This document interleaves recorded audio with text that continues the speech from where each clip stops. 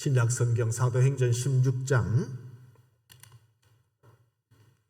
6절부터 10절까지 말씀, 214면 신약성경 사도행전 16장 6절부터 10절까지 말씀을 봉독하겠습니다.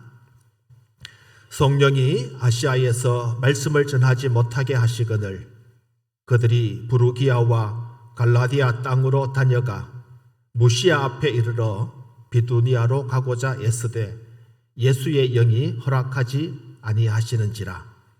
무시아를 지나 드로아로 내려갔는데 밤에 환상이 바울에게 보이니 마게도냐 사람 하나가 서서 그에게 청하여 이르되 마게도냐로 건너와서 우리를 도우라 하거늘 바울이 그 환상을 보았을 때 우리가 곧 마게도냐로 떠나기를 힘쓰니 이는 하나님이 저 사람들에게 복음을 전하라고 우리를 부르신 줄로 인정함이러라. 아멘. 할렐루야. 오늘도 우리 하나님께서 영광을 받으시기를 바라고 또 여러분들에게 하나님의 큰 은혜가 충만하게 임하기를 축원합니다. 오늘 2022년 1월 둘째 주일입니다. 오늘 1월 9일인데 그야말로 시간이 빠르게 지나가는 것 같습니다. 1월 한 달 동안 우리 교회 거룩하고 영광스러운 교회 비전을 이루기 위해서 우리가 하나님 앞에 어떻게 헌신할 것인가에 대한 부분들을 함께 생각하고 또 기도의 제목으로 삼으려고 합니다. 거룩하고 영광스러운 교회가 되기 위해서 가장 먼저 중요한 것은 전도와 선교 명령에 순종하는 교회가 되어져야 되겠다. 전도하고 선교하는 교회를 하나님께서 기뻐하시고 전도하고 선교하는 교회가 하나님께서 기뻐하시고 또 그야말로 거룩하고 영광스러운 교회라는 그 이름에 걸맞는 교회가 아닌가 생각을 합니다. 전도하고 선교하는 것은 교회의 당연한 사명이죠. 성도된 저와 여러분들이 당연히 감당해야 될 몫입니다. 최근 코로나 사태로 인해서 사실 많은 사람들이 힘들어하고 있는 것 잘 알고 있고 또 여러분들이 그 당사자인 것으로 또 잘 알고 있습니다. 자영업자들이 힘들다는 그런 이야기들을 많이 듣지요. 어느 식당에 갔더니 4명 이상 이렇게 식사를 할 수 없는 자리이긴 하지만은 이 주인한테 식당 주인한테 좀 어떻습니까? 물었더니 그야말로 한 사람이 정말 절박합니다. 많이 단체로 올 수는 없지만은 한 사람이라도 와서 이 자리를 채워준다면 힘이 되겠는데 지금 한 사람이 절박합니다. 그 말을 듣는 순간에 이분들이 정말 절박하구나, 정말 힘드는구나 라는 느낌을 정말 가슴 깊이 느낄 만큼 그런 절박함을 느낄 수 있었다는 것입니다. 식당뿐만 아니라 여행이나 항공업계에 종사하시는 분들 누구보다도 어렵다라고 그렇게 말들을 합니다. 전 세계가 국경을 폐쇄하고 여행객을 제한하다 보니까 그야말로 항공 혹은 여행업계에 일하시는 분들은 정말 죽을 지경이다라는 말이 틀리지 않는 것 같습니다. 거의 파산 직전에 이르렀다 해도 과언이 아닐 것입니다. 코로나가 생겨나기 전, 꼭 이전 전까지만 해도 사실 우리가 시간이 좀 혹시 없어서 그럴 수 있지만은 마음만 먹으면 얼마든지 여행을 자유롭게 다녔지 않습니까?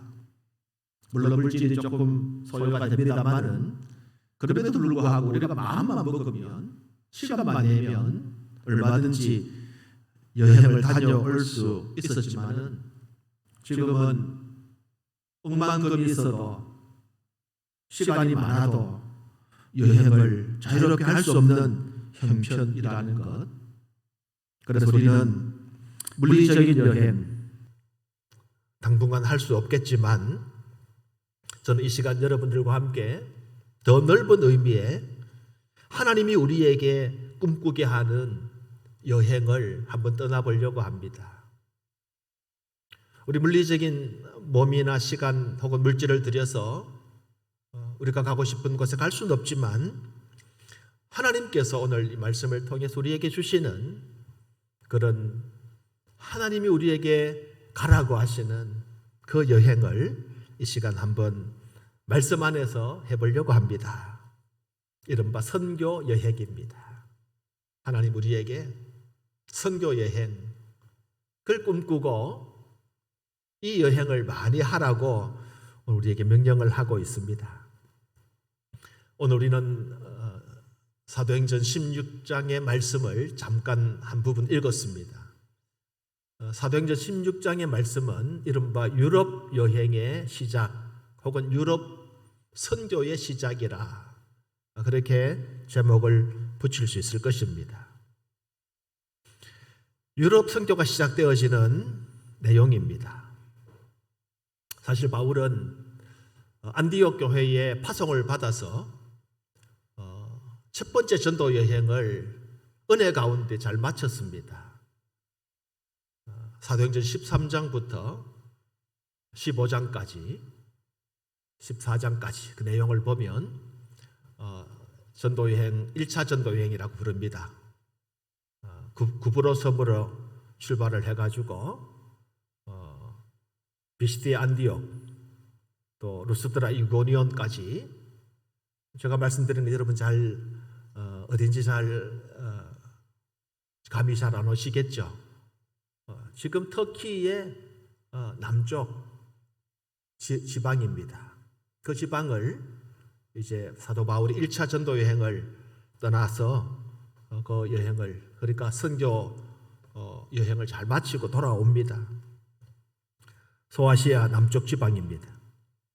그리고 두 번째 여행을 계획하는데 예루살렘을 떠나서 첫 번째 파송을 받았던 수리아 안디옥으로 가서 그 안디옥을 출발해 가지고 이제 두 번째 전도 여행을 출발을 합니다. 사도행전 오늘 본문 16장 6절에 보면 이렇게 출발해 가지고 이제 선교 여행을 떠나는데 오늘 본문 6절에 보면 성령이 아시아에서 말씀을 전하지 못하게 하시거늘 그들이 부르기아와 갈라디아 땅으로 다녀가라고 말씀합니다. 바울은 선교 혹은 전도의 사명에 불타는 사람이었어요. 어떤 분은 하루에 책을 읽지 아니하면 내 입에 가시가 돋친다 라는 말을 하신 분이 있죠. 아마 바울에게 적용을 하면 하루도 전도하거나 선교하지 아니하면 견딜 수 없는 그런 열정을 가지신 분이 바울이라는 분 아닙니까? 바울은 선교 열정을 가지고 복음을 전했습니다. 유추하건대 바울은 아시아 지역, 여러분 아시아라고 하니까 뭐 중국이나 한국을 포함한 이 동남아시아 어떤 동북아시아 지역 우리가 아시아라고 보통 이야기하죠. 지금 아시아의 중심은 중국이라는 땅이고 우리 한국이나 일본이나 또 동남아시아 포함해서 주로 아시아라고 부르는데 바울이 성경에서 말하는 아시아는 소아시아 대부분 터키 지금의 터키 지방을 말합니다. 그 터키 지방을 선교하는 것이 바울의 꿈이었다는 것이죠. 그런데 하나님께서 이 소아시아 지역에, 아시아 지역에 복음을 전하는 것을 어떻게 하고 있습니까? 막고 있다는 거예요. 7절에 이렇게 말합니다. 무시아 앞에 이르러 비두니아로 가고자 애쓰되 예수의 영이 허락지 아니하시는지라. 예수의 영이 허락하지 않는 것입니다. 허락하지 않아요. 바울은 그렇게 소아시아 지역에 복음을 전할 계획을 가지고 1차 전도 여행도 잘 다녀왔고 두 번째 전도 여행을 이제 출발했지만은 하나님께서는 소아시아 지역에 복음 전하는 것을 허락하지 않습니다. 예수의 영이, 성령께서 허락하지 않는 거예요. 하나님께서는 바울을 향한 새로운 계획을 가지고 계셨습니다. 잠언 16장 9절에 사람이 마음으로 자기 길을 계획할지라도 그 걸음을 인도하시는 이는 여호와시니라. 아멘. 그렇죠? 바울이 자기의 계획은, 바울 사람의 계획은 아시아, 소아시아 지역에 복음을 전하는 것이었습니다만은 하나님이 인도하시는 걸음은 아니었어요. 하나님의 뜻은 달랐습니다. 사람 바울의 생각은 아시아의 복음을 전하는 것이었지만 하나님의 생각은 달랐다라고 하는 것입니다. 여러분, 하나님의 계획은 내 생각과 다르기도 합니다. 때로 하나님의 생각과 내 마음이 합하기도 하지만 내 뜻과 하나님의 계획은 다를 수가 있다는 사실을 여러분 아시기를 바랍니다. 바울의 계획과 기대와 달리 하나님께서는 바울에게 아시아가 아니라 유럽의 선교를 하기를 원하셨다는 것입니다. 유럽 선교의 비전을 바울에게 보여주신 것입니다. 자기 계획이 아닌 하나님의 뜻을 따라 자기가 원했던 방향과는 정반대 방향으로 가야 했습니다. 이것이 바울의 삶입니다. 그래서 바울은 어느 날 무시아는 이제 터키 가장 서쪽 지방인데 이 무시아에서 서쪽으로 가서 드로아라고 하는 곳에 내려갑니다. 드로아. 그런데 하나님께서 그곳에서 바울에게 밤에 환상 하나를 보여주십니다. 그 환상이 무엇입니까? 9절 말씀입니다. 밤에 환상이 바울에게 보이니 마게도냐 사람 하나가 서서 그에게 청하여 이르되 마게도냐로 건너와서 우리를 도우라 하거늘. 마게도냐로 건너와서 우리를 도와달라라고 하는 한 사람이 서서 손짓하는 환상을 봅니다. 그 사람은 마게도냐 사람입니다. 마게도냐는 유럽의 가장 첫 동네라고 할 수 있습니다. 지금 바울이 서 있는 드로아는 우리 부산처럼 이 해변 도시입니다. 해안 도시입니다. 그래서 이 드로아에서 배를 타고 그 앞 바다가 에게해인데 에게 바다를 건너면 가장 가깝게 도착하는 유럽의 지역이 마게도냐라는 지역이에요.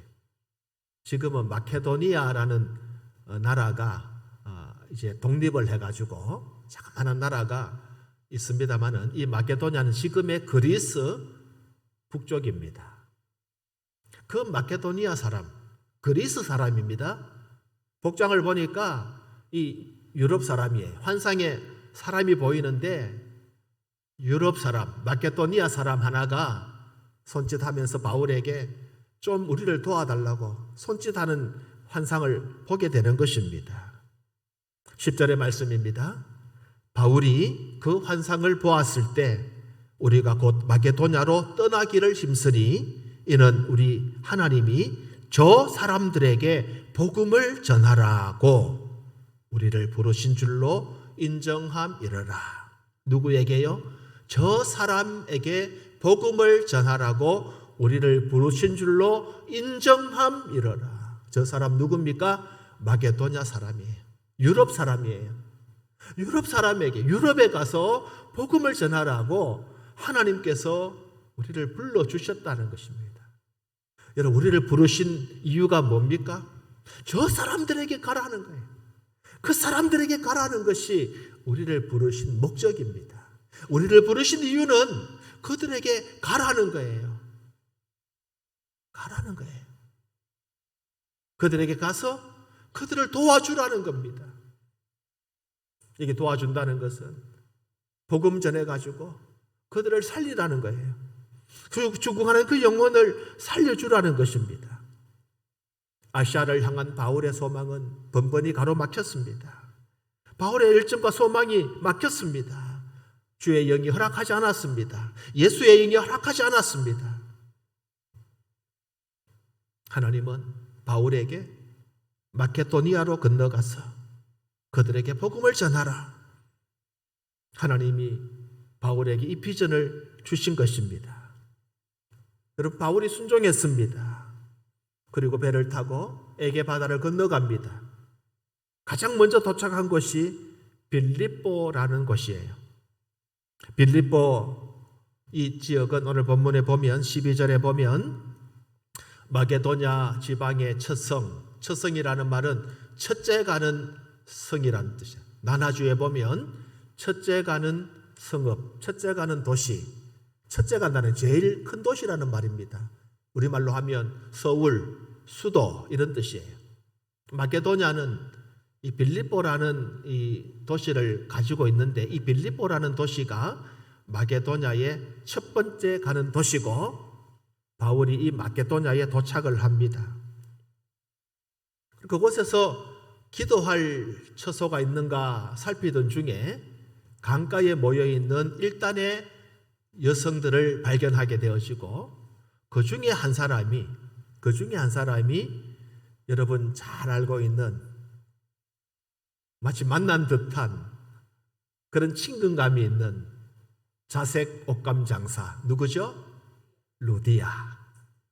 루디아라는 여성을 만나게 되어져요. 그래서 루디아를 만나서 그 가정에 그 가족들에게 세례를 베풀고 복음을 전하고 루디아는 자기 집을 내어주고 그래서 그곳에 빌립보 교회가 세워졌다. 지난 수요일 빌립보서의 말씀을 가지고 참된 부요를 누리는 비결이라는 제목의 말씀을 전했습니다. 그때 빌립보 교회를 조금 소개를 했는데 바울이 유럽에 도착해서 가장 먼저 세웠던 교회 중에 하나입니다. 그러니까 바울이 참 애착이 가는 교회 중에 하나죠. 이후에 바울이 로마에 감옥에 갇혔을 때에 빌립보 교회 성도들에게 편지를 보냈는데 그 편지가 바로 빌립보서라고 하는 편지입니다. 그 편지를 통해서 힘든 당시의 초대교회 당시의 교회들 또 이방 교회들 다 어려웠지 않습니까? 지금도 예수 믿으면 핍박받을 수도 있는데 그 당시에 예수 믿는다는 것은 그야말로 삶을 포기할 수밖에 없는 그런 중에도 그런 고난과 어려움 중에도 믿음 생활 잘하고 있는 빌립보 교회 성도들에게 격려하면서 기뻐하라고 권면했던 성경이 바로 빌립보 성경입니다. 이렇게 바울이 이제 유럽으로 건너가서 유럽의 복음을 전파하고 이를 통해서 세계 선교가 시작이 되어집니다. 우리 성령께서 우리에게 임하면 예루살렘과 또 유대와 사마리아와 땅끝까지 예루살렘과 유대 그리고 사마리아 적어도 이 지역은 그야말로 이스라엘 지역입니다. 여기를 벗어나서 땅끝까지 전 세계에 복음을 전하라고 하는 것은 하나님의 명령입니다. 그 명령을 따라서 사도 바울은 이제 빌립보로 와서 그야말로 세계 선교를 시작하게 되어집니다. 그 길 어려운 길이고 힘든 길입니다. 고난의 길입니다. 누구 하나도 바울을 영접해 주는 사람 없습니다. 따뜻한 식사 하나 제공해 주는 사람도 별로 없습니다. 그 선교의 길은 힘든 길이었어요. 시련의 길이었습니다. 그러나 바울은 하나님의 명령과 말씀에 순종해서 유럽으로 건너가서 복음을 전합니다. 에게해를 중심으로 빌립보, 데살로니가, 베레아, 아덴, 또 고린도 등등 이 남부 그리스까지 복음 전파에 최선을 다하고 결국 유럽 선교 혹은 세계 선교의 발판을 이제 바울을 통해서 놓게 되어지는 것이죠. 바울의 선교가 기초가 되어져서 오늘 우리들도 복음을 받고 구원의 즐거움을 누리게 되어진 것, 큰 앞서간 믿음의 선배들의 그 헌신이 있었기 때문에 바울 같은 믿음의 선배들, 선교에 대한 불타는 열정을 가지고 복음 전했던 그런 앞서간 믿음의 선진들 때문에 복음이 오늘 우리들에게까지 들어오게 되어졌고 우리가 하나님의 자녀가 되어지고 구원받은 백성이 되어진 것입니다. 바울은 이후로도 쉬지 않고 3번에 걸친 전도 여행, 또 로마 여행, 쉬지 않고 복음 전파에 힘을 썼습니다. 우리가 바울의 여행을, 전도의 여정을 전도 여행 혹은 선교 여행이라고 하는 이름을 사용을 하죠. 근데 여러분 오해는 하지 마십시오. 여행이라 하니 그냥 쉬면서 먹으면서 구경하면서 그 의미가 아니에요.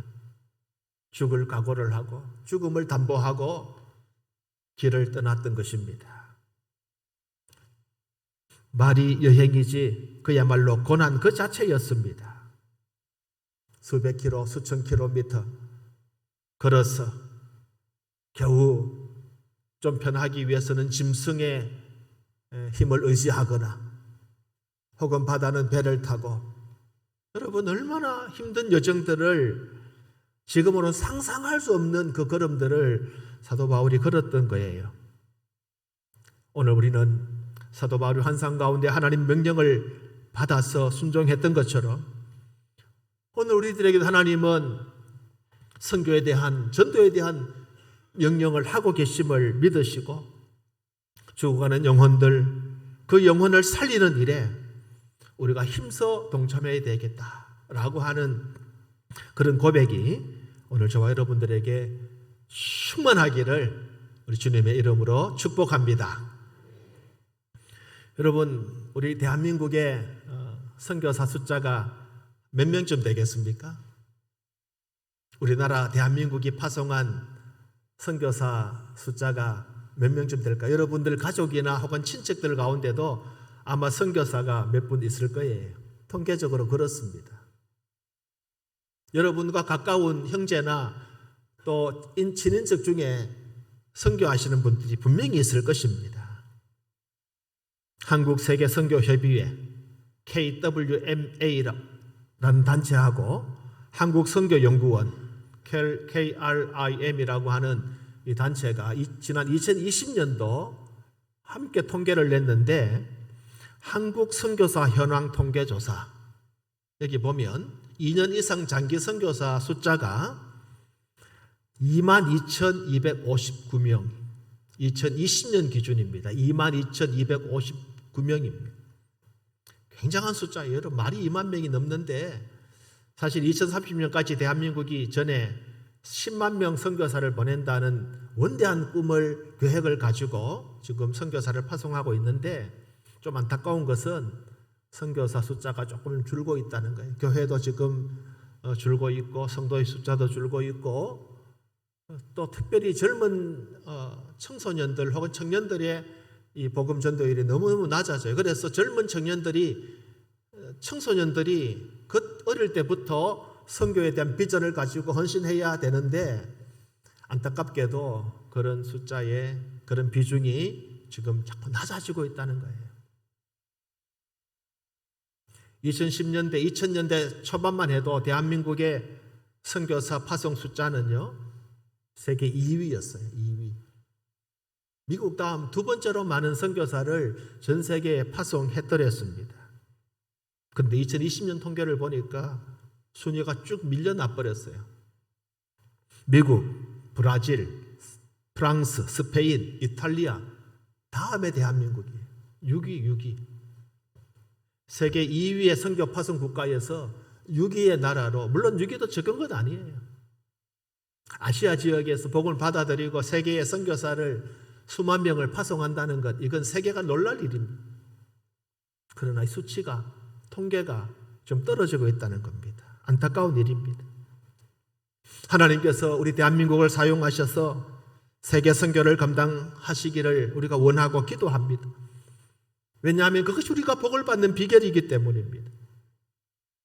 그런데 이 통계가 조금 이렇게 수치가 떨어지는 걸 보면서 가슴이 아프고 마음이 아픈데, 저는 우리 교회라도 다시 하나님 앞에 전도하고 선교하는 일에 코로나 때문에 힘들지만은 힘써야 되겠다. 그래서 저는 첫 번째 거룩하고 영광스러운 교회 비전을 가지고 우리가 힘써야 될 첫 번째는 바로 선교 전도하는 것이다 하는 말씀을 여러분들에게 드리고 있는 것입니다. 하나님의 백성이라고 하면 누구나 복음 전파의 사명을 받았고 가지고 있습니다. 선교 사명이라고 하는 것은 몇몇 특별한 사람에게만 주신 것이 아닙니다. 선교는 특별한 은사를 가진 선교사들만 하는 거지 뭐 내가 선교를 해. 천만에요. 선교라고 하는 것은 우리 모두에게 주신 하나님이 주신 그런 사명입니다. 모든 성도들에게 차별 없이 명령을 주셨습니다. 그래서 전도와 선교에서 자유로울 사람은 우리 가운데 아무도 없습니다. 그래서 우리는 복음을 위해서 가든지 혹은 보내든지 따라합시다. 가든지 보내든지. 혹시 가실 분 손 들어 보십시오. 지집 가겠다. 선교사로 내 헌신하고 가겠다. 아무도 없습니까? 마음으로는 다 가고 싶죠, 그죠? 그럼 보내실 분 손 들어 보십시오. 내가 직접 못 가지만 나 보내겠다. 다 드십시오, 다. 자, 다 드십시오. 예, 좋습니다. 내가 못 가면 보내야 됩니다. 이것이 복음 전도, 복음 전파에 순종하고 그 명령에 순종하는 것입니다. 자, 오늘 본문 가지고 우리가 말씀 제목이 뭡니까? 뭡니까 제목 오늘? 우리를 부르신 이유. 하나님이 나를 하나님의 백성, 하나님의 자녀로 부르신 이유. 오늘 10절에 있지 않습니까? 저 사람들에게 복음을 전하라고 우리를 부르신 줄로 인정함이로라. 저 사람들에게 복음을 전하라고 우리를 부르신 이유는 저 사람들에게 복음을 전하라고. 하나님 우리를 부르신 궁극적인 목적, 우리가 존재하는 이유는 영혼 구원에 있는 것입니다. 우리는 이 사명을 감당해야 되고 이 복음의 빚을 갚아야 하는 것입니다. 130여 년 전에 저 호주에서, 미국에서 혹은 독일, 유럽에서 피 끓는 젊은이들이 조선 땅으로 왔습니다. 20세 초반 피 끓는 젊은이들이 자기 땅을 두고 복음 가지고 고요한 아침의 나라 조선으로 와서 온갖 핍박을 당하면서 복음을 전했습니다. 피 흘린 그 열매가 오늘 저와 여러분들입니다. 피의 열매가 바로 오늘 저와 여러분들입니다. 그 선교사들이 피를 뿌려서 이 땅에 복음을 전한 그 뿌린 피의 열매가 오늘 우리들입니다. 우리는 소중한 존재들이에요. 그냥 우리가 예수 믿은 게 아니에요. 그냥 우리가 하나님의 자녀가 되어진 것이 아닙니다. 그분들이, 그 선교사들이 피를 뿌렸습니다. 이 땅에 순교를 하고, 그래서 우리가 하나님의 자녀가 되어진 그 열매가 오늘 저와 여러분들인 겁니다. 여러분 어떤 각오와 어떤 결심을 가지고 살겠습니까? 겨우 주일 예배 참석하는 것으로 하나님 앞에 사명을 다했고, 물론 그것도 소중합니다. 그것으로 스스로 위로하지 마십시오. 우리도 복음을 위해서 우리 자신을 헌신하게.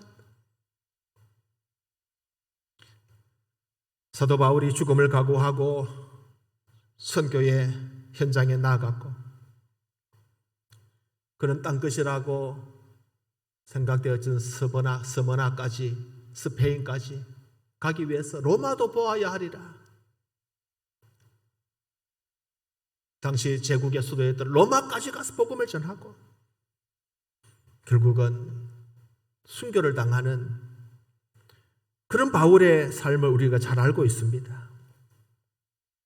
이제 다시 우리도 바울이 꿈꾸었던 그 여행, 선교 여행을 우리는 다시 하나님 앞에서 꿈꾸면서 나가야 될 것입니다. 앞서 말씀드린 것처럼 2022년 코로나가 계속되고 있기 때문에 물리적 여행은 어렵습니다. 그러나 우리는 마음껏 선교 여행에 동참할 수 있습니다. 복음의 일정을 가지고 바울이 그렇게 했던 것처럼 땅끝까지 복음을 전하겠다라고 하는 열정이 우리 가운데 있고, 그 열정으로 세계를 다니는 하나님의 백성들이 되어져야 됩니다. 이것이 가장 아름다운 여행입니다.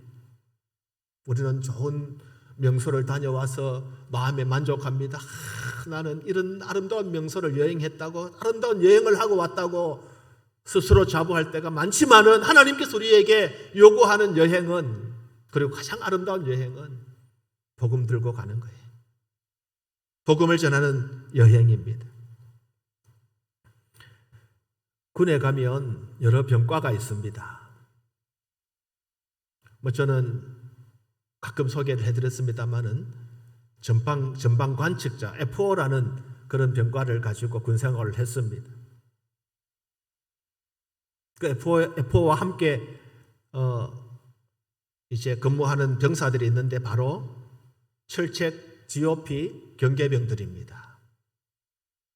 그리고 GOP 안에 비무장지대 안에 GP라고 하는 전방관측소가 있죠. GP병들 수고를 많이 합니다. 최일선입니다. 그리고 그 비무장지대를 수색 정찰하는 수색대대 병사들이 있습니다. 또 쥐레를 탐지하는 쥐레 탐지병들이 있습니다. 여러분, 제가 말씀드린 전방관측자, 쥐레 탐지병, 수색대원, GP병사 혹은 GOP 경계병, 공통점이 뭘까요? 최전방, 최전선이라는 뜻이에요.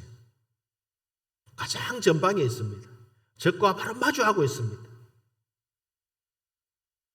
저는 관측자로서 북한군의 동태를 매일매일 같이 망원경으로 확인하고 보고하는 역할을 했어요. 그들의 움직임, 한 사람 한 사람 움직임을 다 체크하는 그런 임무를 가지고 군생활을 했습니다. 최전방이에요. 최전방. 그만큼 위험하다는 뜻이기도 합니다. 최전방, 최전선이다 보니까 때로는 생명수당도 받습니다. 그들의 수고가 있기 때문에 후방에 있는 가족이나 국민들이 안심하고 삶을 누릴 수 있는 겁니다. 오늘 우리가 이렇게 평안히 안심을 하면서 일상생활을 할 수 있는 것은 전방에 우리 군 장병들입니다. 물론 전방뿐만 아니라 대한민국의 모든 장병들이 다 수고하기 때문에 우리가 평안한 일상을 누리는 거예요. 선교도 마찬가지입니다. 선교사의 위치가 바로 이들과 최전방, 최전선에 있는 이들 병사와 같은 영적 임무를 가진 사람들이 바로 선교사들입니다. 선교사님들은 영적 전쟁의 최전방에서 힘써 싸우며 복음을 전하고 있습니다. 수많은 위기, 영적 위기들을 만나지만은 때로는 생명의 위협을 느끼기도 하지만은 그들은 생명 내어놓고 고군분투하면서 복음 전도에 힘쓰고 있지 않습니까? 전혀 다른 문화 속에서 힘들어하고 있습니다. 다른 이런 기후 속에서 힘들어하고 있지만 하나님이 그들에게 주신 복음 전도의 사명을 버릴 수 없기 때문에 오늘 저와 여러분을 대신하여 나가서 복음 전도의 최일선에서 헌신하고 있는 것입니다. 오늘 저와 여러분은 그들을 위해서 기도해야 됩니다. 그들을 위해서 물질로 후원해야 하는 것입니다. 선교는 몇몇 사람들의 관심과 참여로 이루어지는 것이 아니라 모든 성도들이 함께 참여해야만 하는 것입니다. 사실 돌아보면 지난 2년 동안 코로나라고 하는 이 전대미문의 사태 앞에서 우리가 많이 나태했던 것이 사실입니다.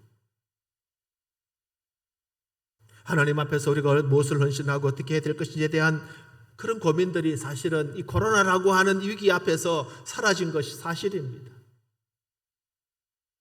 온통 코로나에 대해서 우리의 마음이 가 있고 어떻게 하나님을 더 섬기며 어떻게 하나님 앞에 설 것인가에 대한 부분들은 조금 등한시했던 것 사실입니다.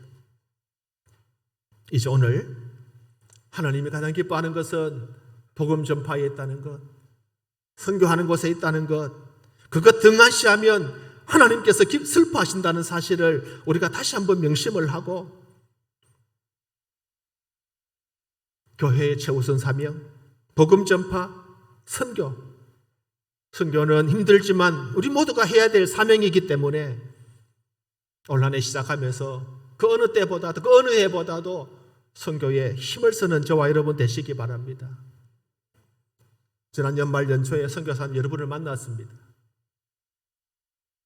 코로나 때문에 자영업자들이 힘들고 항공 여행업계가 힘들다 하지만 제가 만나보니까 가장 힘든 분들이 선교사님들이에요.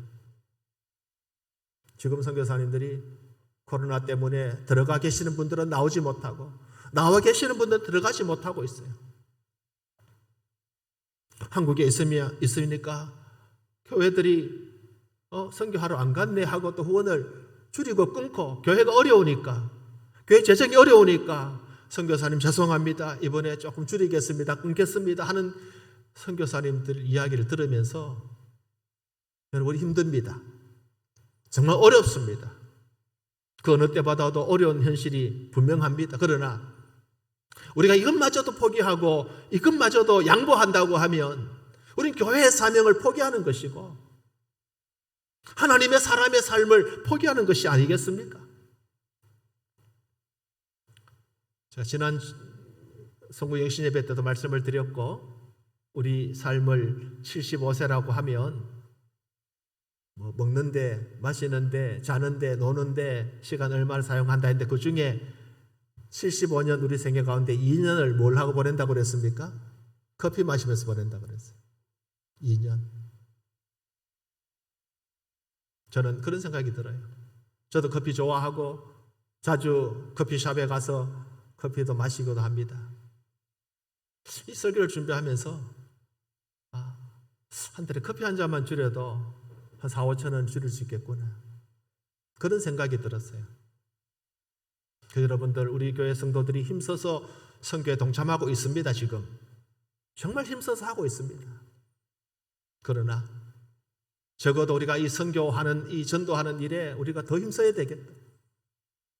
그것이 거룩하고 영광스러운 교회를 회복하는 첫 번째 지름길이라는 그런 감동을 이번 한 주간 설교 준비하면서 받았어요. 여러분들 선교에 다 동참하십시오. 많은 선교사님들이 도와달라고 요청하고 있는데 우리가 그렇지 못해서 늘 죄송합니다. 우리가 조금씩 또 개인적으로 우리 성도를 만나보니까 계기만 되면 내가 선교에 헌신하겠다는 분들이 계시더라고요. 여러분 선교에 동참하십시다. 하나님이 나를 부르신 이유, 하나님 우리를 부르신 이유가 무엇입니까? 저 사람들에게 복음을 전하라고 우리를 부르신 줄로 인정함이로라. 오늘 본문 10절을 다시 한번 보십시다. 바울이 그 환상을 보았을 때에 마게도냐로 떠나기를 힘쓰니 이는 하나님이 저 사람들에게 복음을 전하라고 우리를 부르신 줄로 인정함이로라. 바울이 그걸 인정했기 때문에 간 거예요. 우리도 인정하고 떠납시다. 하나님께서 우리를 부르신 목적, 우리를 세우신 이유, 우리를 부르신 목적, 저 사람들에게 복음을 전하라. 저는 여러분들에게 도전합니다. 우리가 힘써 복음을 전하기 위해서 선교사로 헌신할 수는 없겠지만은, 그러나 우리가 기도하고 작은 물질이지만 선교사님들이 우리 대신해서, 여러분 130년 전 선교사들이 이 땅에 와서 복음을 전해서 우리가 오늘 하나님의 자녀가 되어진 거, 오늘 여러분 주보에 글을 읽어보십시오. 언더우드 아펜셀러 선교사가 1885년도 이 땅에 와서 어떻게 복음을 전했는지, 어떻게 하나님께서 역사했는지, 그 말씀을 우리가 늘 명심을 하고 복음 전도에 더욱 힘써 하나님 나라를 더 흥왕하게 만들어가는 저와 여러분 되시고, 그래서 우리의 삶이, 여러분의 사업이, 여러분의 생업이, 여러분의 자녀가 더 풍성해지고 흥왕해지고 잘 되는 축복이 여러분 가운데 충만하기를 주님의 이름으로 축원합니다. 기도하겠습니다. 하나님 아버지, 감사합니다.